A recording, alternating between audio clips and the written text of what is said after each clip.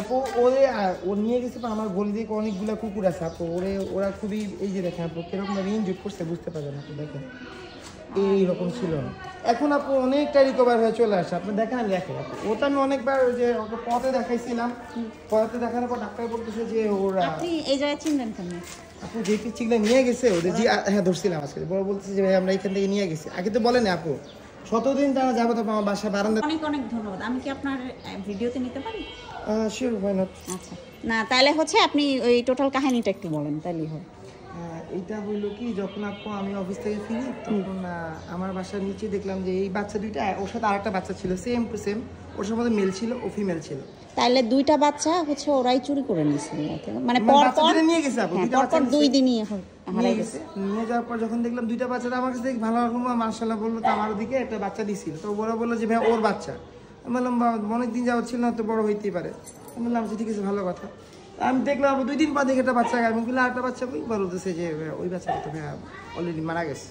তো পরে দেখলাম যে আপু যখন উল্টাইছে যখন দেখলাম যে আপু একদম এমন জায়গায় মানে কামড় দিয়েছে যে পুরো ক্ষত হয়ে গেছে।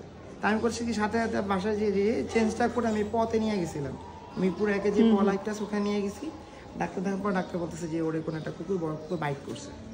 বাইট করার পরে তো উনি বলতেছে যে এটা এখন আর মানে আমি যে বলছিলাম যে সেলাই করে দেন স্ট্রেচ করে দেন তাহলে অ্যাটলিস্ট তাড়াতাড়ি রিকভার হয়ে যাবে। বলতেছে যে এটা এখন আর ওইটার সেই সিচুয়েশনটা আর নাই অলরেডি 3-4 দিন হয়ে গেছে।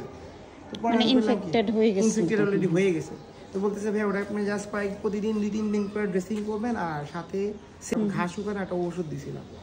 তো দেওয়ার পরে যখন দিছি দেওয়ার পর আপু ওরে তারা 17 দিনে যাবো আপু আমার বাসায়। না মানে কি বলবো সত্যি কথা যে আপনার হাতে পড়ছে নাহলে তো এমন হয়তো রাস্তাঘাটে পড়ে থাকতো কেউ তো দেখতো না। আমরা এত অ্যাডোরেবল বাচ্চা আমি লাস্টে যখন দেখলাম যে ওর এই 3টা বাচ্চার মধ্যে সত্যি কথা আমি জানি কি ছেলে 2টা অ্যাডপ্ট হয়ে যাবে মানে আমি খুব চেষ্টা করছি যেন অ্যাডপ্ট হয়ে যায়।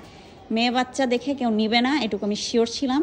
তো আমি মনে মনে ভাবছি যে ওইখানে থাকবে ওর হচ্ছে স্প্রে করাই দিব ওর মানে ওর আচরণ এমন দেখলেন না আমাদের দেখে সে মানে বের হইলে পরেই ওই জায়গাটায় প্রথমে এরকম পাটা বাইর করে। হ্যাঁ আপু খুবই প্লেফুল একটা বাচ্চা। তা আমি ভাবছি যদি আপু আমার সাথে রাখা পসিবল না আমার সেরকম তো তাহলে আমি আমার ব্যালকনিতে ছিল আমি ভাবছি যদি কেউ ওকে অ্যাডপশনে দিয়ে দেয় 100% কেউ না কেউ ওকে অ্যাডপ্ট করে নিবে এত অ্যাডপ্ট একটা পিচ্ছি।